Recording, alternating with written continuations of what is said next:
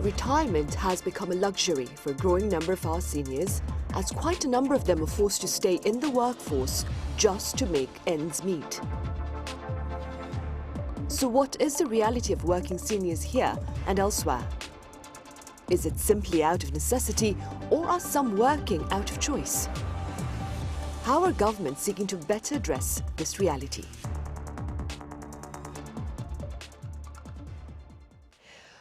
Welcome to Issues and Insiders. Today we address a relatively recent phenomenon of senior citizens choosing to work well beyond their retirement. For more on this, I have Malene Jensen here in the studio. Malene, it's a pleasure to have you with us.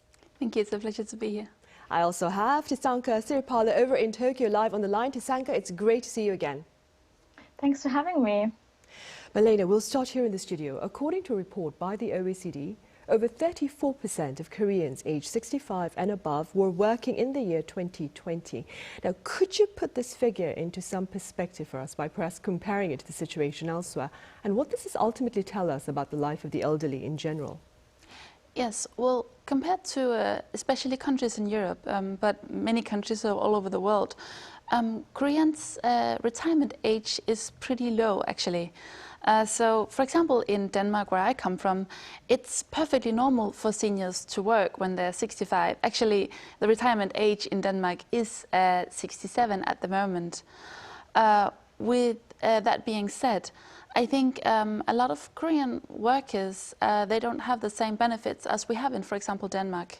I know that in Korea, it's quite common for companies to push their senior workers to stop working. Either they will get fired or they will be pushed into leaving their position, which ends them up having jobs that are very different from what they're used to doing. And in Denmark, we don't have this. We let our seniors work mainly until they choose to retire themselves. Right, I see. And Thisanka, what is the situation like there in Japan, which of course is home to the highest proportion of the elderly? Yes, Japan has the fastest aging population in the world, and also it boasts one of the highest life expectancies. So on average, women live until 87 years of age and men live as high as 81 years of age. But the problem is that Japan's balance of payments is that Japan is borrowing money to pay for its social security system, and there's just not enough workers and immigrants coming in to contribute to that system. So there is a lot of pressure for the government to borrow money to maintain these medical services and long-term care services. Right, I see. Malene, also according to an OECD report, Korea had the highest rate of poverty among the elderly in the organization, at over 40% of those aged 65 and above living below the poverty line. Today, of course, the Statistics Korea mentioned that this rate has dropped to 37.6%, but it's still close to 3 times higher than the OECD average of 14%, if I'm not mistaken. Now, is this perhaps tangible proof of the reality that the elderly here in Korea are working out of necessity and not out of choice, do you think? Yes, I definitely think that most seniors in Korea work out of necessity and not out of choice. And I think it's quite obvious when you look at the type of jobs that they do. Because many of the seniors in Korea, they end up doing the kind of jobs that are very physically hard or very physically demanding, or also the type of jobs that not young people are willing to do.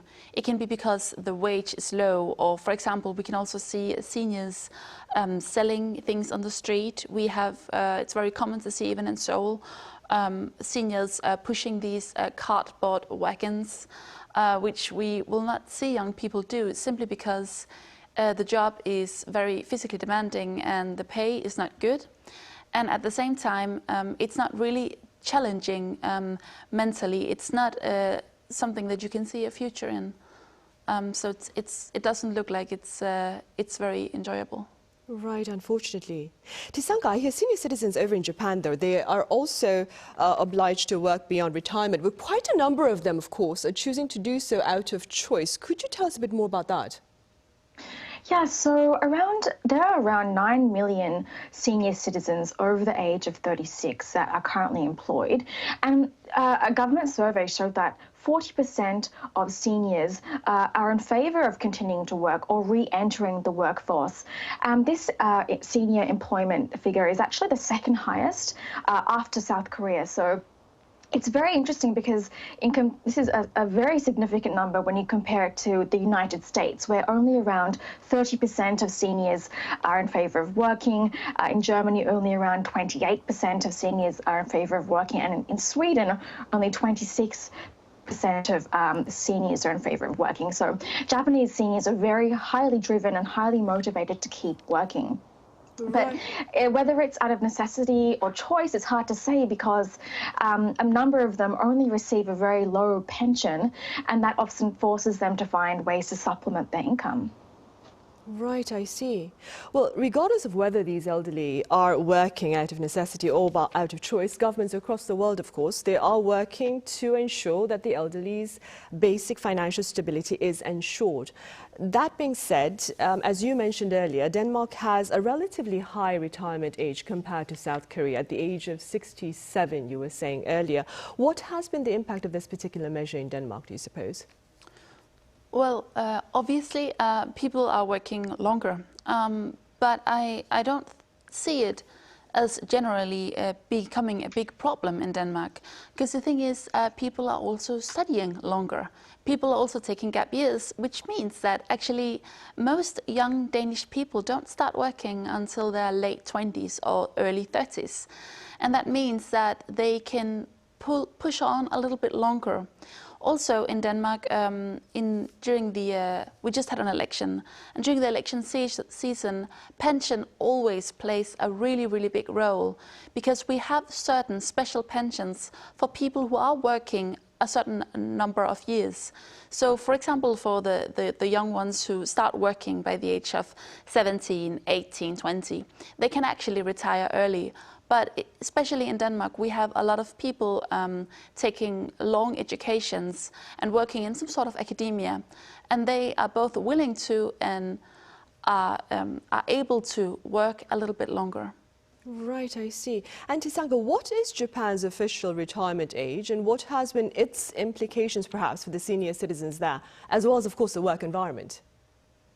Yeah, so in principle, the retirement age is 65, but anyone over the age of 60 is entitled to have access to their pension. And what we're seeing, though, is that once you turn 65 at a company, a senior may be offered the same job, but with lower pay or lower conditions. And that's also and that may be a way for them to supplement their income. And one advantage is that they do get offered more flexible schedules and more part-time work. But a lot of the jobs that they get given are very hard, hard labor, menial work in terms of cleaning work, security guards, drivers, and couriers. And so that you don't see seniors being offered positions in top executive roles or having that status that they had before they turned 65. Right, I see. Malene, the Korean government has also spoken about plans to revamp its pension system to better accommodate its aging population and, of course, their financial needs. That being said, could you tell us a bit more about the pension system in Denmark, which I understand is quite robust? Yes. Well, first of all, it's very important to understand that the Danish welfare system has been running for more than 200 years. Which is very, very long compared to countries like Korea. That means that we have had more than 200 years of establishing elderly senior welfare and this kind of pension system. So everyone in Denmark, the moment you turn 67, you will receive at a minimum 1.2 million won in pension, plus a smaller amount extra depending on your marital status and your own personal wealth. And just to give you a little of comparison, in Korea, the minimal amount of pension is 200,000 won a month. So the Danes in general get 1 million won more at the very least. Moreover, I think in order to understand the Danish pension system, it's also very important to understand that Denmark holds a world record of having the highest taxes in the world. So the pension doesn't come by itself. It's something that we pay for. And we have this saying in Denmark that the broadest shoulders can carry the most weight. And that means that the people who are wealthiest should pay more to help the people who are not as wealthy, which will often be the seniors. I see. For the sake of clarity, Malene, could you tell us a bit about how much an average person would be paying in taxes if they started work after college, let's say in their 20s? Yes, in Denmark, it doesn't matter when you start working. It matters how much money you make. But the minimum you will pay in tax is 38%. Of what you're making per month? Of what you're making per month, yes. But it can go all the way up to around 60% for the wealthiest people. And we're actually in the middle of putting it even further up for the wealthiest people. Right, I see. Thisanka, simply speaking, what have been some of the merits and perhaps demerits, if I may, of having seniors partaking in the workforce in Japan? Yeah, so as I mentioned earlier, Japan is experiencing a declining birth rate and a severe labour shortage crunch. So with expanding having seniors join the labour force once again, it fills a lot of the gaps of the labour shortages and jobs that young people don't want to do. But also at the same time, it forces people with deteriorating health and poor health to keep on working.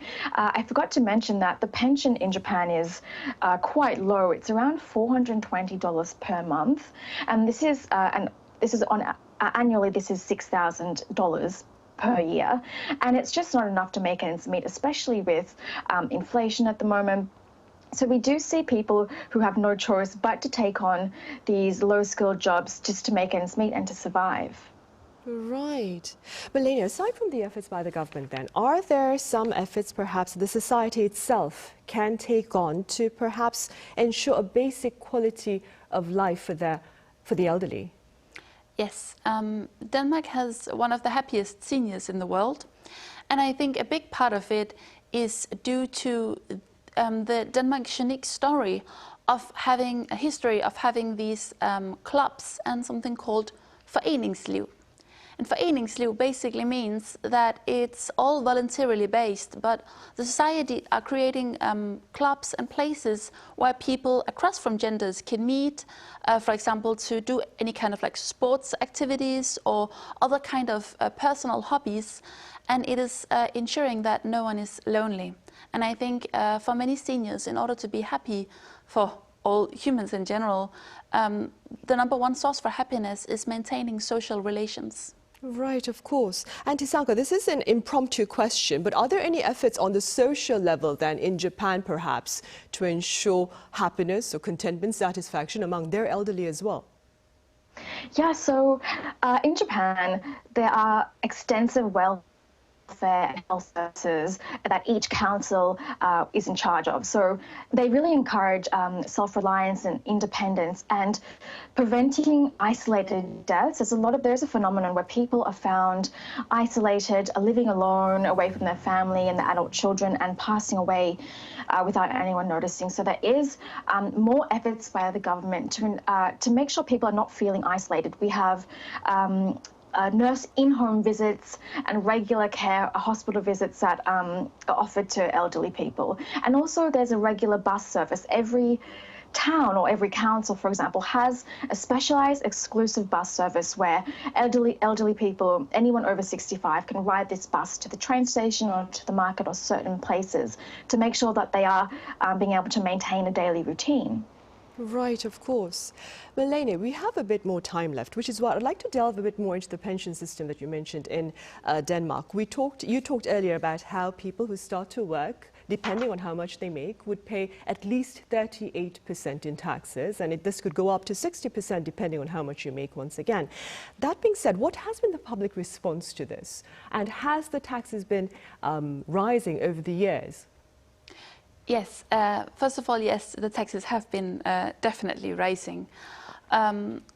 In general, I think a lot of the Danish middle class is quite content with the way the taxes are right now. Of course, when we hear that we have the world record of highest taxes, it doesn't sound well. But I think for the middle class, which Denmark is known by having a very broad middle class. So we don't have a lot of poor people, we don't have a lot of rich people. Most people have a very stable income, and those people pay around 38 to 40% in taxes. And considering all the welfare that we get for these taxes, in general, people are satisfied. That being said, for the wealthier part of the population, they usually support the politicians and they usually support the political parties that goes in to like reduce the taxes and to make it a little bit lower for the extra wealthy. However, we don't see that the very wealthy people are fleeing the country. We have plenty of doctors and bankers and people who make a lot of money. I see. And for this to be possible, I'm going to assume that you'll have to have a very solid trust foundation between the people and their government, of course, to believing that they will be able to benefit from the pension. And that being said, does the pension then also cover costs involved perhaps in assisted living later on in life? Let's say I don't get married and I happen to be sick. I'm going to touch wood on that, but I am married. But then suppose, let's say there's an individual who is not married but happens to be sick later on in life and needs help. Would the pension cover that as well? Yes. All kind of welfare in Denmark, whether you're a senior, whether you're young, is always for free. The entire welfare system covers free hospitalization.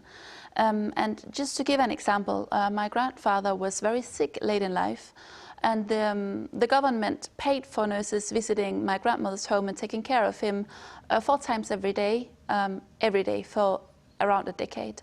Right, I see. And Thisanka, for the sake of comparison, you've been based in Tokyo in Japan. Do you suppose politicians or lawmakers there are now perhaps trying to make a greater effort to address the concerns faced by their elderly population in terms of coming up with policies or appealing to the public? Yes, there is a lot of pressure to reform the social security system. Japan is facing a demographic time bomb. So the current population of 136 million is expected to fall to around 100 million by 2050 and as low as 75 million by 2100. So there is a lot of discussion and public debate around whether benefits to elderly people should be lowered and whether elderly people should be making more co-payments for their medical bills or increasing the co-payments, seeing as they're living longer. And the government is kind of facilitating this culture of lifelong work, and they're really encouraging people to take more independence and financial independence of their care as they get older. But it really is tricky because Japan's economic situation is looking very bleak at the moment, especially with the labor shortage. So they face a very unique situation in trying to maintain a standard of living for elderly people, making sure people don't fall behind under the net. There needs to be a safety net, but also making sure that they're reducing the burden on future generations, because Japan borrows a lot of money to sustain this unsustainable social security system. Right, and talking about social security, Malene, the pension over in Denmark, I understand that if you're a foreigner and you happen to have been living or working in Denmark for a certain period of time, the foreigners are also eligible to this pension that you mentioned. Yes. I see. And how long would you have to have worked there in order to qualify for this welfare system? I think in order to qualify for the welfare system, as far as I know, you have to be a citizen. So you need to gain Danish citizenship. And it is maybe not easy to get, but it is definitely possible, especially if you have been working in the country or if you're married to a Danish person, of course. Right, I see. Also, Malene, for the sake of our younger viewers then, perhaps you could end with a few words from you, personal words that is, of course, to better prepare for the young, that is, for a hopefully a longer life of basic financial stability, given our longevity, of course. Of course. Even though it sounds like Denmark has plenty of pension money for its seniors, it's very common for Danish people to have a personal pension. So that means that even though you actually get money from the state, you start saving up even when you get your first job. Part of our taxes, of course, goes to a private savings account that we cannot touch until we turn 67. But most young Danish people actually make their own personal pension account to ensure that they have enough money to sustain life. And the banks are very willing to help in Denmark. I'm sure they will also be willing to help it in Korea. In Denmark, we do it in the way that you can lock your bank account. So you actually can't, you can only put money in. You cannot take money out of the account until you choose to become a certain age. It could be 60, 62. And if you already start by saving up now, even though it's just a little bit of your monthly salary that you put into the account, it can accumulate and actually be quite big before you retire. Right, hopefully, of course. Thisanka, what would be your words of advice to our younger viewers with regard to ensuring a safe and stable financial life in their later years? I think that, especially if you're living in Japan, the pension system may not be available as you get older. And I think there needs to be more compulsory. At the moment, it's not compulsory to make certain superannuation payments, and it really depends on your income that you're making. You pay an insurance premium to the national pension scheme, and even foreigners, once they get employed in Japan, they need to make a contribution each month to the national pension scheme. But I think it's also important to make sure that you save personally in your own personal account, because it may not be enough, especially depending on your income. It may not be enough once you turn 65. So I think being aware that you need to have a separate bank account is a great idea as well. Right, saving up then, very important. All right, Thisanka, as always, thank you very much for your time and your thoughts. And Malene here in the studio, thank you very much for sharing us with your insights. Thank you for having me. Right, well, on that note, we say goodbye. Be sure to join us again same time tomorrow, that is Friday. Thank you for now.